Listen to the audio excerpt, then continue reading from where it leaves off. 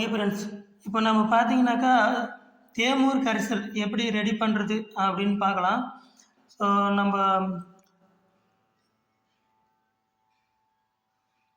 இப்போ நம்ம தேமூர் கரைசல் ரெடி பண்ணுறதுக்கு 1.5 லிட்டர் பால் எடுத்து அதை நல்லா அடுப்பில் சூடு பண்ணி காய வச்சு ஆற வச்சுருக்கோம்.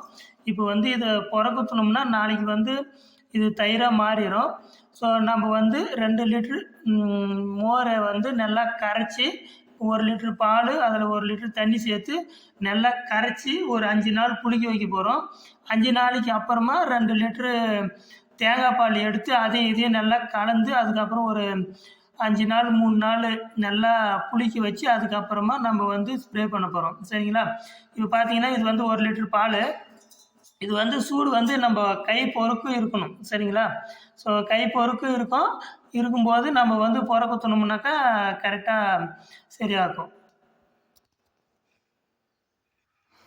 இப்போ பார்த்தீங்கன்னாக்கா இது புறமோர் தயிர் நம்ம இப்போ அந்த 1 லிட்ரு பாலை புறக்குத்துறோம். சும்மா கொஞ்சம் விட்டால் போதும்.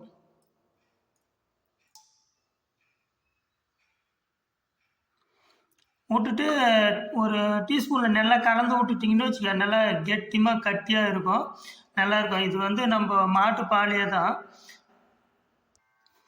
ஒரு ஸ்பூன் எடுத்து நல்லா கலக்கி விட்ருங்க. கலக்கி விட்டு இது தயிரை கடைஞ்சி இதில் இருக்கிற வெண்ணெயை எடுத்துட்டு நம்ம மோராக தான் நம்ம ரெடி பண்ணணும். இல்லை வெண்ணெய் அப்படியே இருந்தாலும் பரவாயில்ல, அதிகமாக ஒன்றும் வெண்ணெய் வராது. நல்லா இந்த மாதிரி கலக்கி விட்டிங்கனாக்கா நாளைக்கு பார்த்தீங்கன்னாக்கா இது இன்றைக்கி சாயந்தரமே நல்லா தோஞ்சிரும், தயிர் கெட்டி தயிராக வந்துடும். ஸோ நம்ம நாளைக்கு காலையில் பார்க்கலாம், நல்லா தயிராக தோஞ்சிட்டு இருக்கும். ஸோ அப்போ நான் உங்களுக்கு எடுத்து காட்டுறேன், நல்லா கெட்டியமாக இருக்கும். இது தண்ணி கலக்காமல் 1 லிட்ரு பால். நம்ம கடையில் வாங்குகிற பாலுனாக்கா மேலே தண்ணி அப்படியே தேங்கி நிற்கும், நல்லா திக்னஸாக வராது. சரிங்களா? ஸோ நம்ம வெண்டை, மிளகா, கத்திரிக்காய் அடிக்கிறதுக்காக ஒரு 10 லிட்டர் டேங்க்குக்கு நம்ம தயார் பண்ணுறோம்.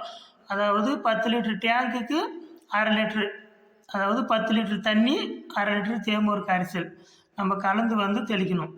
சரிங்களா? ஓகே. நம்ம சேனலை சப்ஸ்கிரைப் பண்ணாதவங்க சப்ஸ்கிரைப் பண்ணுங்கள். நம்ம நாளைக்கு காலையில் பார்க்கலாம் தோஞ்சிருக்கான்னு.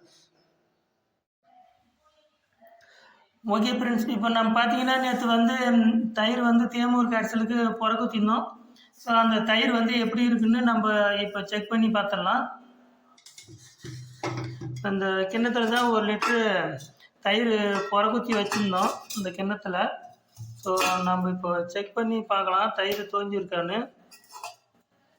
பாருங்க, நல்லா தோஞ்சிருக்குன்னு. ஒரு நாட்டு மாடுன்றதுனால தயிர் நல்லா சும்மா அல்வா பதத்துக்கு நல்லா கேக் மாதிரி தோஞ்சிருக்கு பாருங்க.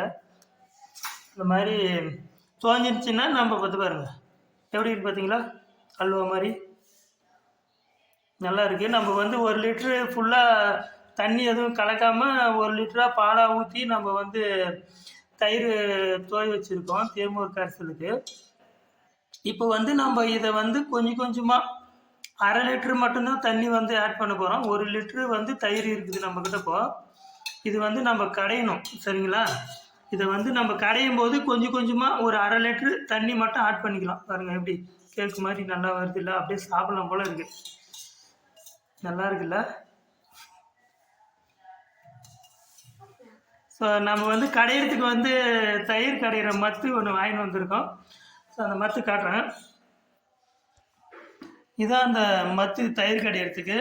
பார்த்தீங்கன்னாக்கா சண்டில் கேப் மாதிரி இருக்கும், இந்த மாதிரி பாருங்கள். இதில் நம்ம தயிர் கடைய போகிறோம். சரிங்களா? நல்லா கடைஞ்சி இதில் மேலே தேடுற அந்த வெண்ணெயெல்லாம் எடுத்துடணும். சரிங்களா? அந்த வெண்ணெயெல்லாம் எடுத்துட்டு கொஞ்சம் கொஞ்சமாக ஒரு 1/2 லிட்ரு தண்ணி, இதில் பார்த்தீங்கன்னாக்கா 1 லிட்ரு தயிர் 1/2 லிட்ரு தண்ணி ஊற்றணும்னா நம்மளுக்கு 1.5 லிட்ரு மோர் கிடைக்கும். ஸோ இதால் கூட நம்ம 1.5 லிட்ரு தேங்காய் பால் ஆட் பண்ணிக்கணும். சரிங்களா? தேங்காய் பால் ஆட் பண்ணிவிட்டு நம்ம இதை இப்போ கடையிறோம். கடையிறதுக்கு கொஞ்சம் பெரிய பாத்திரமாக எடுத்துக்கணும்னா ஈஸியாக இருக்கும். சரிங்களா? இப்போ கடையிறதுக்கு இந்த மாதிரி ஒரு மண் சட்டி எடுத்துக்கங்க. நம்ம இதிலே ரெடி பண்ணிக்கலாம். நம்ம வந்து இப்போ அந்த தயிரை வந்து அந்த பானையில் ஊற்றி நம்ம கடைஞ்சிக்கலாம்.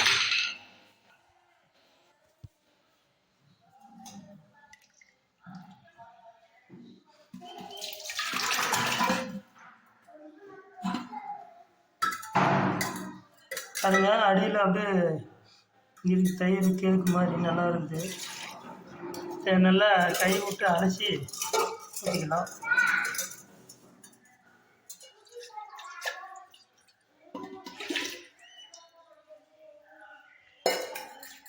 ஊற்றிட்டு நம்ம வந்து இதில் அப்படியே கரைய போகிறோம் 2 கையிலையும்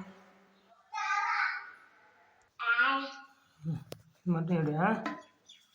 இப்போ பார்த்தீங்கன்னாக்கா நம்ம வந்து இந்த மாதிரி மத்து வாங்கிக்கின்னு இப்படி கடையணும். இந்த மாதிரி நல்லா ஒரு 20 நிமிஷம் வந்து நம்ம கடையணும். சரிங்களா? இப்படி கடையணும். இது வந்து தயிர் கடையிற மத்துன்னு கடையில் கேட்டால் கொடுப்பாங்க. ஒரு 30 ரூபா 40 ரூபா தான் வரும்.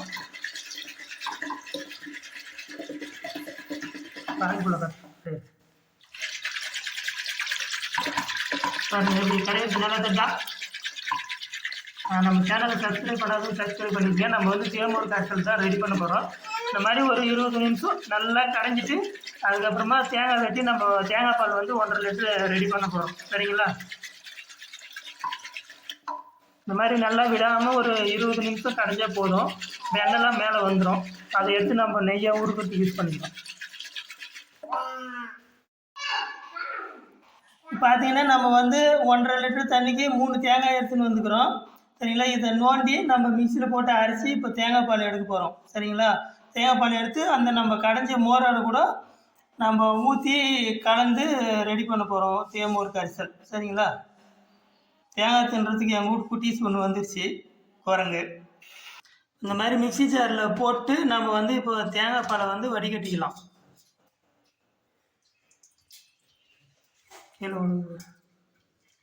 இந்த மாதிரி வடிகட்டி நம்ம 1.5 லிட்டர் தேங்காய் பால் வந்து எடுத்துக்கணும். பார்த்தீங்கன்னாக்கா நம்ம பாருங்கள், இது வந்து 1/2 லிட்டர் தேங்காய் பால் எடுத்துருக்கோம். நான் 1.5 லிட்டர் சொல்லியிருக்கேன். இந்த மாதிரி 3 சொம்பு நம்ம தேங்காய் பால் எடுத்து மோரில் கலக்கணும்.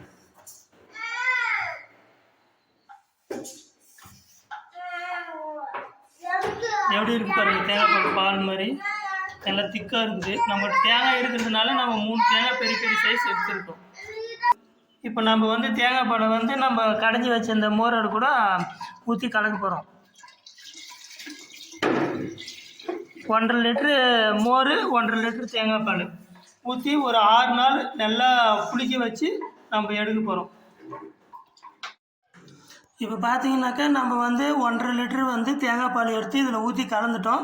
இப்போ இது வந்து நல்லா நம்ம மத்தில் கலந்து ஒரு காட்டன் துணி போட்டு நல்லா காற்று கொசு உள்ளே போகாத மாதிரி நம்ம வந்து நல்லா இதை மூடி வச்சிடணும். மூடி வச்சுட்டு ஒரு 6 நாள் கழித்து நம்ம பார்க்கலாம். வெயில் படாமல் நிழலில் தான் வைக்கணும். சரிங்களா? வீட்டுக்குள்ளேயே ஏதாவது ஒரு மூலையில் இல்லைனாக்கா கொட்டாயில் அந்த மாதிரி வெயில் படாமல் ஒரு இடத்துல பத்திரமா நம்ம வந்து மூடி வச்சிடலாம். சரிங்களா?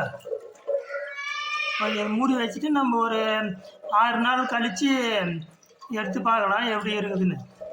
இது வந்து 10 டேங்க்கு, அதாவது ஒரு 10 லிட்ரு கொண்ட ஒரு டேங்க்குக்கு நம்ம வந்து 1/2 லிட்ரு ஊற்றி அடிக்கிறோம். 1 லிட்ரு தண்ணி, 1/2 லிட்ரு தேமூர் கரைசல். சரிங்களா? கணக்கு பண்ணுங்கனாக்கா 10 லிட்டருக்கு 1/2 லிட்ரு கணக்கில் நம்ம வந்து தயார் பண்ணியிருக்கோம். இது வந்து 3 லிட்ரு, நம்ம 6 லிட்ரு தான் அடிக்க போகிறோம். கத்திரி, மிளகா, வெண்டை இருக்குது. ஒரு 3 தள்ளி நட்டுருக்கு. மற்றதெல்லாம் பருத்தி போட்டுக்கிறதுனால நம்ம 6 லிட்ரு தான் அடிக்க போகிறோம். இது தயார் பண்ணி நம்ம அடிச்சுக்கலாம். இது தயார் பண்ணி மேக்ஸிமம் 12 நாள் வரைக்கும் அப்படியே வச்சுருக்கலாம்.